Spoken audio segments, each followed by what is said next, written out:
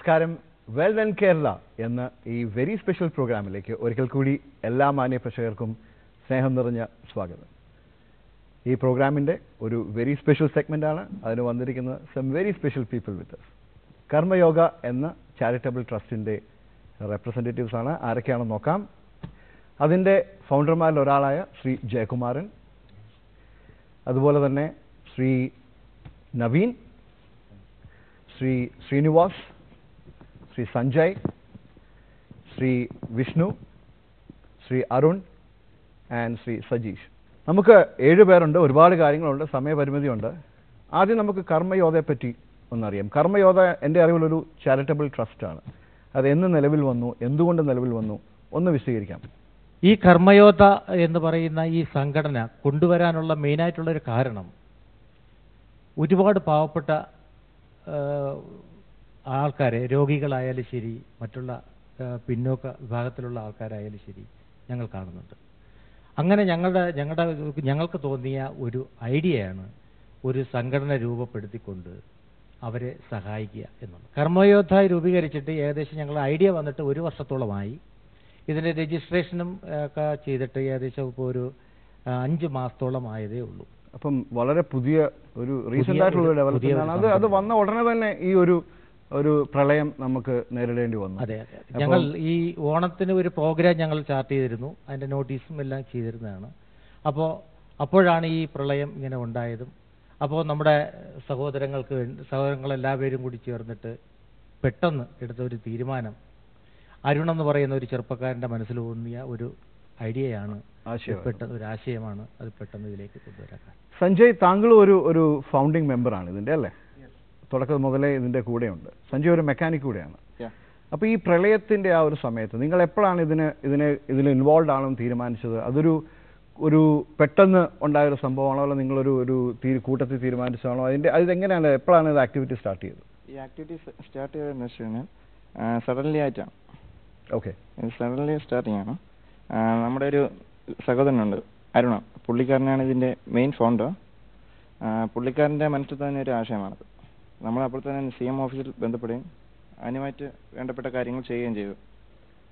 എന്തൊക്കെയായിരുന്നു വിഷ്ണു, എന്തൊക്കെയായിരുന്നു ഇതിൻ്റെ ആക്ടിവിറ്റീസ്? നിങ്ങളിപ്പം ഞങ്ങൾ മനസ്സിലാക്കുന്ന 3-4 രീതിയിലുണ്ട്. ഒന്ന് റെസ്ക്യൂ ഓപ്പറേഷൻ, അത് കുടുങ്ങിക്കിടക്കുന്നവരെ രക്ഷിക്കുക എന്നുള്ളൊരു ഇത്. പിന്നെ ഒരുപാട് പേര് ക്ലീനിങ്, ആ ഒരു ഫേസിൽ ഇൻവോൾവ് ആയിരുന്നു. ഇപ്പോൾ കൂടെ ഒരു റീബിൽഡിങ് ഫേസ് തുടങ്ങിയിട്ടേ ഉള്ളൂ. അപ്പോൾ അത് ഒരുപാട് സമയം എടുക്കും ഒരു നോർമൽ ഇതിലേക്ക് ലൈഫ് തിരിച്ചു വരാൻ ആ ആൾക്കാർക്ക്. അപ്പം നിങ്ങൾ എങ്ങനെയൊക്കെയാണ് കോൺട്രിബ്യൂട്ട് ചെയ്യുന്നത്? ഞങ്ങളിവിടുന്ന് പോയത് ഒരു 15ഓളം വരുന്ന നീന്തൽ താരങ്ങളായിരുന്നു. ഏത് അതേപ്പറ്റി പറയുമ്പോൾ നിങ്ങൾ 3 പേരും നീന്തൽ താരങ്ങളാണ്, അല്ലേ? അതെ. അരുൺ ഒരു സ്റ്റേറ്റ് വിന്നർ കൂടിയാണ് ഫ്രീ സ്റ്റൈലിൽ. ഓക്കെ. വാട്ടർ പോളോ പ്ലെയർ കൂടിയാണ്, അല്ലേ? ഓക്കെ. ഏതൊക്കെ ഏരിയയാണ് നിങ്ങൾ ടാർഗറ്റ് ചെയ്തത്? ഞങ്ങൾ ആദ്യം പോയത് പന്തളത്തായിരുന്നു. പന്തളം ചെന്നപ്പോൾ പിന്നെ അങ്ങോട്ട് വണ്ടി പോകാതായി. അങ്ങനെ വണ്ടി അവിടെ ഇട്ടിട്ട് രാവിലെ 5 മണിയോടുകൂടി 16-ാം തീയതി രാവിലെ 5 മണിയോടുകൂടി അവിടെയുള്ള ആൾക്കാരുടെ ബഹളവും കരച്ചിലെല്ലാം കേട്ട് ഞങ്ങളുടെ ഓപ്പറേഷൻ അവിടെ നിന്നാണ് സ്റ്റാർട്ട് ചെയ്തത്. അവിടെ നിന്ന് സ്റ്റാർട്ട് ചെയ്തു. അന്നത്തെ ദിവസം ഫുൾ അവിടെ ഉണ്ടായിരുന്നു.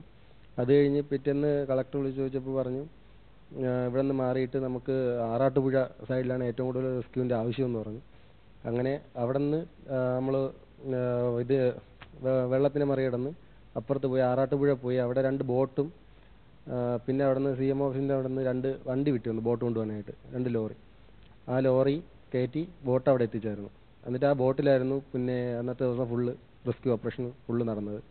അത് കഴിഞ്ഞിട്ട് കോട്ടുകുളഞ്ഞി നമ്മൾ തിരിച്ചു വരുന്ന വഴിക്ക് കോട്ടുകുളഞ്ഞി എന്ന് പറയുന്ന സ്ഥലത്ത് എത്തിയപ്പോൾ നമ്മുടെ വണ്ടി പിന്നെയും വെള്ളമായതുകൊണ്ട് അങ്ങോട്ട് പോകാതായി. അങ്ങനെ അവിടെ നിൽക്കുന്ന സമയത്ത് നമ്മൾ കോട്ടുകുളഞ്ഞി ഒരു ചർച്ചിലാണ് നമ്മളന്ന് താമസിച്ചത്. അത് കഴിഞ്ഞ് രാവിലെ ഞങ്ങൾ വെറുതെ ഇറങ്ങിയതാണ്. ഈ 15 പേര് ഒരുമിച്ചായിരുന്നോ, പല ടീമായിട്ട് ഡിവൈഡ് ആയി? അല്ല, 15 പേര് ഒരുമിച്ച്. കാര്യം റെസ്ക്യൂ ഓപ്പറേഷനിൽ നമ്മൾ റോപ്പ് പിടിക്കാനായിരുന്നാലും എന്തിനായിരുന്നാലും ഒരാൾ വേണം. കരയിലുണ്ടെങ്കിലേ ഞങ്ങൾക്ക് പുറത്ത് വെള്ളത്തിലോട്ട് ഇറങ്ങാൻ പറ്റത്തുള്ളൂ. അതുകൊണ്ട് കൂട്ടത്തോടെയുള്ള ഒരു ഓപ്പറേഷൻ ആയിരുന്നു. അപ്പോൾ ഒരു നീന്തൽ താരങ്ങൾ, അങ്ങനെ തന്നെ വിളിക്കേണ്ടി വരും നിങ്ങളെ. ഈ നീന്തൽ താരങ്ങൾ ആയ സ്ഥിതിക്ക് നിങ്ങളുടെ ഒരു വേ ഓഫ് ഓപ്പറേഷൻ സാധാരണ ആൾക്കാർ ചെയ്യുന്നതിൽ നിന്നും വ്യത്യസ്തമായിരുന്നു? അതെ. ഞങ്ങൾ പോയത് ഇവിടുന്ന് ഞങ്ങൾക്ക് നീന്തി പോകാൻ ഞങ്ങൾക്ക് കഴിയും. പക്ഷെ അവിടെയുള്ള ആളുകളെ കൊണ്ടുവരണമെന്നുണ്ടെങ്കിൽ ഒന്നുകിൽ അവർക്ക് നീന്തൽ അറിയാത്ത ആളായിരിക്കും, ഒന്നുകിൽ നമുക്ക് റോപ്പ് ഇടേണ്ടി വരും. ഇല്ലാന്നുണ്ടെങ്കിൽ ട്യൂബ്, നമ്മളിവിടുന്ന് പോയ സമയത്ത് 3-4 ട്യൂബ് കൊണ്ടുപോയി. ട്യൂബിനകത്ത് ഇറക്കിയിട്ട് നിങ്ങൾ ട്യൂബ് സൈഡ് പിടിച്ച് ഞങ്ങൾ നീന്തി കൊണ്ടുവരുന്ന ആ ഒരു രീതിയിലായിരുന്നു നമ്മുടെ ഓപ്പറേഷൻ ഫുള്ള് നടന്നത്.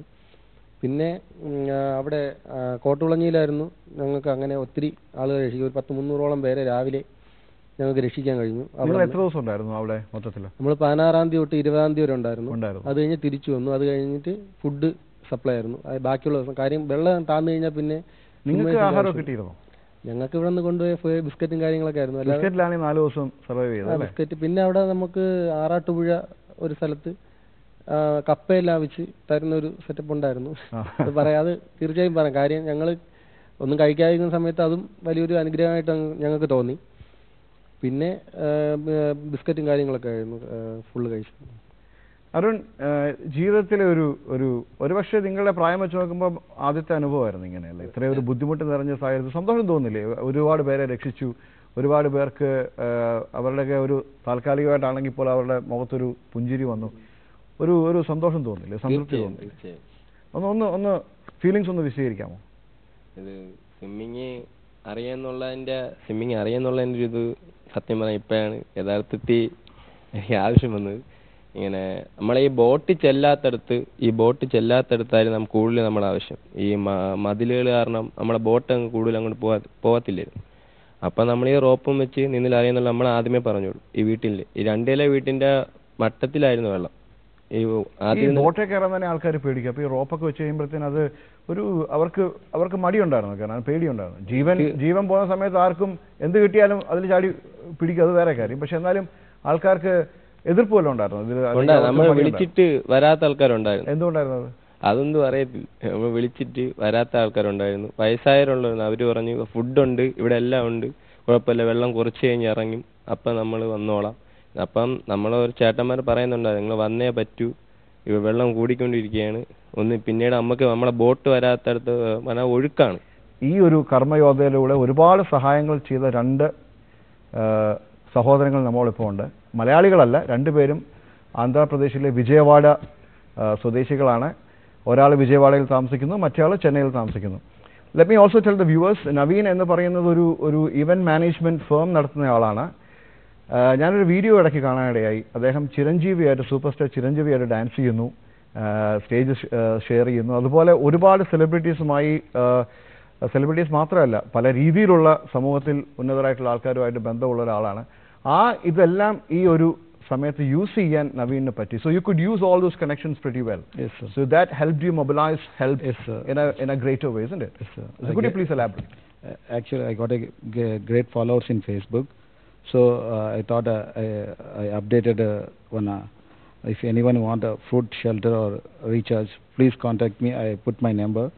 Then afterwards, I got a call from Mr. Karmayara team. So he contacted you, Mr. Jaykumaran contacted you. Yes, Okay. Jaykumar So what and Arun. what was his message when he called you? What did he say? So can you send any rice or something? People are suffering here. So I thought it's a small issue, but when he is calling continuously, sir, please send any food, sir. Please, sir, we are suffering, sir. Please, sir. That time I got a cry. Okay. So how can I send this food sent to Kerala? So I started asking all my friends. Srinivas came friend and he just supporting me every time. So you two knew each other for a long time. You were friends Yes, from sir, school childhood, friends. school Yes, friends. yes. Oh, that's great. Okay. yes, sir. Okay. So then I started collecting food. When I am starting, I just started with 10 kgs. Within one hour, I got a 500 kgs. Within 1 hour, one you hour, could yes, sir. mobilize 500 Yes, kg. So sir. that's great. Okay. So then I contact with the Karmayara team and send it food to Nagarkoil. Okay. So because of railway tracks are totally disturbed now, so I send it to Nagarkoil. So from Trivandrum to Nagarkoil, they went and took that food because that food is more valuable here. All of a sudden you managed to arrange a stage show. Yes, sir. An event. Yes, sir. An event which was entertaining and attractive, so that more Yes, sir. people came in. Yes, sir. And everybody who came in again contributed. Yes, They were very generously contributing to the Audience. entire cause. So that's hats off to you. I mean, how did you have this idea of arranging an event all of a sudden? Because people don't normally think of it. Yes, sir. Actually, I have a dance institute, sir. That is Rising Stars. So we all talk about that issue, and we just think differently. So we have to ask people how they give the food or rice something. So we just started a new way of composing new song, and we started a new choreography and everything. And many people came friend. Okay, they gave clothes, rice, sugar, biscuits, like that. Sir. Absolutely great. ഈ നവീൻ എന്ന സഹോദരൻ ഒരു ദിവസം കൊണ്ട് ഒരു dance, ഒരു theme choreography ചെയ്ത്, ഒരു ഈവന്റ് മാനേജ് ചെയ്ത്, സ്റ്റേജിൽ അത് പ്രസന്റ് ചെയ്ത്, ആൾക്കാർ വന്ന ആൾക്കാരെല്ലാം ഇതിലേക്ക് കോൺട്രിബ്യൂട്ട് ചെയ്തു. Wonderful. It's just fabulous. Thank you so much. Thank you, sir. Naveen, Yes, your friend is Mr. Srinivas. Yes, Srinivas, I understand you work in Chennai. Yes, I'm working Tamil in தெரியுமா Chennai. உங்களுக்கு? Tamil தெரியும். நல்லா தெரியும்ல? நல்லா தெரியும். சென்னை என்ன பண்றீங்க? Chennai, I'm working in a BPO as a team manager. Okay. Yeah, it's a customer solutions team. So you moved to Chennai when? When did you move to Chennai? I moved in the year 2007. 2007. Yes. Okay. So how did you connect with Naveen? It's again through Facebook? We usually talk over every day, and No, after I mean, my point was regarding the flood relief activities. Was it through the Facebook yes, post again? yes, exactly. After Okay. seeing his post, and I called him again, and every week or every 10 days we used to go donative. Okay. It's Vijayawada, both are from one place. Right. So after seeing the news and the videos in it, we really heart touched. So we thought of planning everything, and we will come help the people who are suffering with the floods. So what all were your activities? You were mobilizing food, medicines and other materials. So Yes, we first start with the rice collecting and sugar, dal, and whatever exactly what they required on every daily basis. So Naveen started with just 10 kgs of rice. After we are just searching, and within 1 hour it got 500 kgs. We sent almost like 2,000 kgs back rices and everything. okay.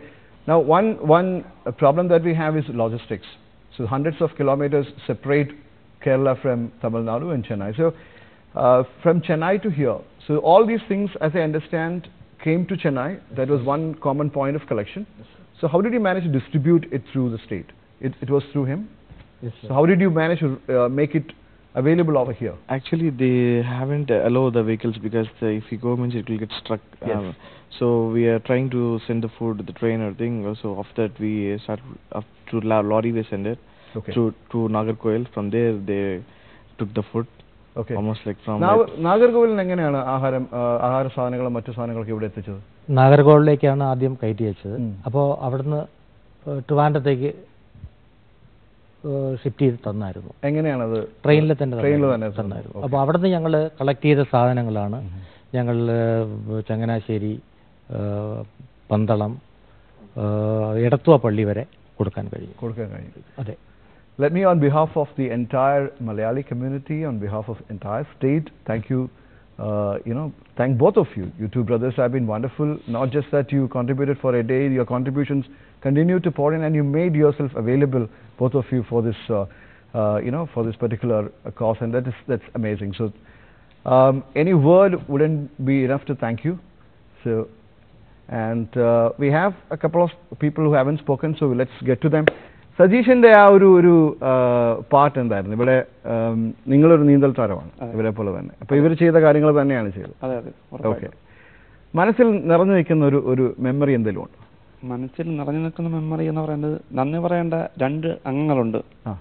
ഒന്ന് സ്വന്തം ജീവൻ പോലും പണയം വെച്ച് പ്രളയക്കെടുതിയിലേക്ക് പോയ കർമ്മയോധ എന്ന team അംഗങ്ങളെയും, ഇത് കൂടാതെ അവരെ വളരെ കെയറായി നോക്കാൻ ITBP എന്ന് പറഞ്ഞ പോലീസ് സംഘടന ഉണ്ടായിരുന്നു. വാഹനം എത്താത്തിടത്ത് പോലും അവരെ സുരക്ഷിതമായി എത്തിക്കാൻ ITBP എന്ന പോലീസ് സംഘടനയും കൂടി ഉണ്ടായിരുന്നു. ഈ അവസരത്തിൽ അവരെ മറക്കുന്നത് ഒട്ടും ശരിയല്ല.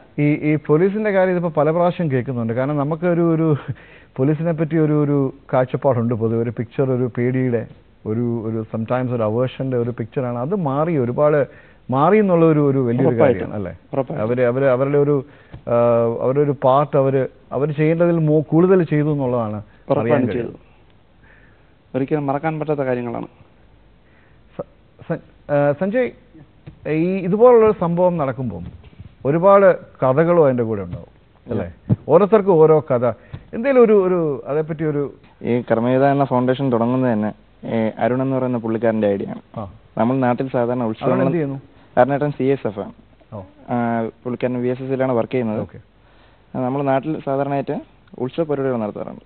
ആ ഉത്സവ പരിപാടികൾ നടത്തുന്നതുകൊണ്ട് നമുക്ക് പ്രത്യേകിച്ച് പ്രയോജനമില്ല. അതിന് ഡിഫറെൻ്റ് ആയിട്ടൊരു തിങ്കാണ് ഈ കർമ്മയോധ എന്ന് പറയുന്ന ചാരിറ്റബിൾ സൊസൈറ്റിക്ക് വേണ്ടി രൂപം കൊടുത്തത്. മെയിനായിട്ട് പറഞ്ഞു കഴിഞ്ഞാൽ അയാളാണ് ഇതിലെ ഫൗണ്ടർ. ഓക്കെ. വ്യക്തം തന്നെ ഇങ്ങനെ ഇതിനെതിരെ എന്തെങ്കിലും ഒരു നടപടി എടുക്കണം, അത് എന്തെങ്കിലും ഒരു ഇത് ചെയ്യണമെന്ന് കരുതി ഉടനെ തന്നെ സി എം ഓഫീസിൽ ബന്ധപ്പെടുകയും അനുബന്ധ കാര്യങ്ങൾ നടത്തുകയും സി എം ഓഫീസിൽ നിന്ന് ഡയറക്റ്റാണ് നമ്മളെ കോണ്ടാക്ട് ചെയ്തതും കാര്യങ്ങളും ചെയ്തത്. ഇത് എനിക്ക് തോന്നുന്നത് ഡയറക്റ്റ് ആയിട്ട് അല്ലെങ്കിൽ പോലും ഇൻവോൾവ് ആയിട്ടുള്ള എല്ലാവർക്കും, എല്ലാ മലയാളികൾക്കും, കാരണം ഇത് ലോകത്തിന്റെ എവിടെ ഇരുന്ന് ടി വിയിൽ കാണുന്നവർക്കും പത്രത്തിൽ വായിക്കുന്നവർക്കും ഒക്കെ മനസ്സിലൊരു വല്ലാതൊരു മനസ്സ് പെടയുന്ന ഒരു അവസ്ഥയായിരുന്നു. അപ്പം നിങ്ങൾ ഇൻവോൾവ് ആയിട്ടിരിക്കുന്ന ആൾക്കാർ, അതായത് വളരെയധികം കോൺട്രിബ്യൂട്ട് ചെയ്ത ആൾക്കാർ, നിങ്ങൾക്ക് പലർക്കും ഇത് ലൈഫ് ചേഞ്ചിങ് എക്സ്പീരിയൻസ് ആണ് അല്ലേ? വിഷ്ണു, ലൈഫിനോടുള്ള കാഴ്ചപ്പാട് ഇതിന് മുമ്പും ഇത് കഴിഞ്ഞിട്ടും വല്ല മാറ്റം ഉണ്ടായിട്ടുണ്ട്? ഉറപ്പായും ഉണ്ടായിട്ടുണ്ട്. എന്താണത് കാര്യം? എന്തു പറയാൻ, ഞങ്ങൾ എങ്ങനെ പറയണമെന്നുള്ളൊരു ഇതിലാണ്. പിന്നെ ഒരുപാട് പേരുടെ കരച്ചിൽ കാണുമ്പോഴാണ് ഞങ്ങൾക്ക് കൂടുതലായിട്ടും, നമ്മൾ പണ്ടൊന്നും വിചാരിച്ചിരുന്നത് ഇങ്ങനെയൊന്നുമല്ല ജീവിതങ്ങൾ, അങ്ങനെയൊന്നും അല്ല എന്നാണ് വിചാരിച്ചിരുന്നത്. പക്ഷേ അവിടെ പോയി അവരുടെ കരച്ചിലും കാര്യങ്ങളൊക്കെ കാണുമ്പോഴത്തേക്ക് നമുക്ക് ഫുഡിനോടായിരുന്നാലും, നമ്മൾ കളയുന്ന ഓരോ ഫുഡും അവിടെ ഒരുപാട് പേർക്ക് ഒരു എന്താ പറയുക, ഒരു ആശ്രയമായി എന്ന് വേണമെങ്കിൽ പറയാം. മനസ്സിലായില്ലേ? നമ്മൾ അതാണ് മെയിനായിട്ട് ഫുഡിൻ്റെ കാര്യമായിരുന്നു. നമ്മൾ കൊടുക്കുന്ന ഓരോ ഫുഡിലും നമ്മൾ കൊടുക്കുന്ന സമയത്ത് അവരെ മനസ്സിൽ വരുന്നൊരു പുഞ്ചിരി ഉണ്ടായിരുന്നു.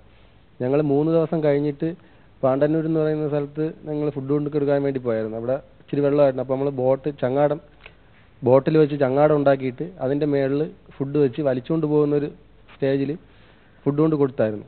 അപ്പോൾ ഒരു കൈക്കുഞ്ഞും ഒരു അമ്മൂമ്മ ഉണ്ടായിരുന്നു. അവരുടെയൊക്കെ ഒരു പുഞ്ചിരി, ആ ഒരു പുഞ്ചിരിയിൽ നമുക്ക് എന്തൊക്കെയോ കിട്ടിയെന്നുള്ളൊരു ഫീലുണ്ടായിരുന്നു അവിടെ നിന്ന്. ഇന്നലെ ഒരാൾ ഇവിടെ പറയണ്ടായി, അതായത് ഒന്നും പറഞ്ഞില്ല, നന്ദിയും പറഞ്ഞില്ല, നന്ദി കേൾക്കാൻ നിന്നുമില്ല, പക്ഷേ അവരുടെ കണ്ണുകളിലെല്ലാം വ്യക്തമായിരുന്നു, അത് മതി ഞങ്ങൾക്കെന്ന് പറയുണ്ടായി. കറക്റ്റാണ്. ഇതൊരു എന്താ പറയുക, ഒരുപാട് പേരെ നിങ്ങൾ ഹെൽപ്പ് ചെയ്തിട്ടുണ്ട്, ഒരുപാട് പേരെ രക്ഷിച്ചു, ഒരുപാട് പേരുടെ ലൈഫാണ് നിങ്ങൾ സേവ് ചെയ്തത്. അവരിപ്പോഴും വിളിക്കാറുണ്ടോ? അവർ do they keep in touch? വിളിക്കാറുണ്ടോ? ഇല്ല. അപ്പോൾ എനിക്ക് കാര്യം പറയാനുള്ളത്, അല്ല പലരും ഈ പ്രോഗ്രാം കാണുന്നുണ്ടാവും, എന്തെങ്കിലും അവരോട് പറയാനുണ്ടോ? ആർക്കെങ്കിലും?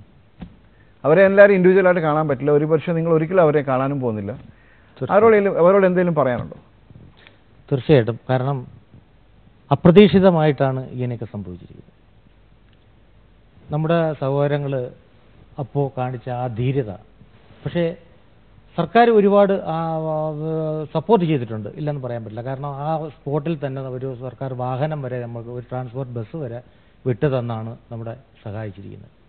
ആ സാഹചര്യത്തിൽ ഇപ്പോൾ ഈ പോയ ആൾക്കാരിൽ നിന്ന് തന്നെ നമ്മൾ ഒരുപാട് കാര്യങ്ങൾ മനസ്സിലാക്കി. കാരണം പലരും രക്ഷാപ്രവർത്തനത്തിന് ചെല്ലുമ്പോൾ അതിലേക്ക് താല്പര്യം കാണിക്കാത്ത ഒത്തിരി ആൾക്കാരുണ്ടായിരുന്നു. അത് നമ്മുടെ സുഹൃത്തുക്കളിൽ നിന്ന് നമുക്ക് കിട്ടിയ അറിവാണ്. ഓക്കെ. അവരോട് പറയാനുള്ള ഒന്നേ ഉള്ളൂ, കാരണം ഇത് പ്രകൃതിയിൽ നിന്നുണ്ടായ ഒരു സംഭവമാണ്, തിരിച്ചടിയാണ്. അതെ. അപ്പോൾ അതിൽ നമ്മൾ ഒരു സഹായ ഹസ്തവുമായിട്ട് വരുമ്പോൾ അവരോട് സഹകരിക്കുക, അത് മാത്രമേ ഞങ്ങൾക്ക് അവരോട് അഭ്യർത്ഥിക്കാനുള്ളൂ. ഇങ്ങനെ ഇനിയൊന്നും ഉണ്ടാകാതിരിക്കട്ടെ, നമുക്ക് എല്ലാവരുടെയും പ്രാർത്ഥന അതാണ്. പക്ഷേ ഇതിൻ്റെ ഒരു 4 അംശം ആണ് ഉണ്ടായാൽ പോലും നമ്മൾ പലരും പ്രതികരിക്കുന്ന രീതി, അത് വളരെ ഇമ്പോർട്ടൻ്റ് ആണ്.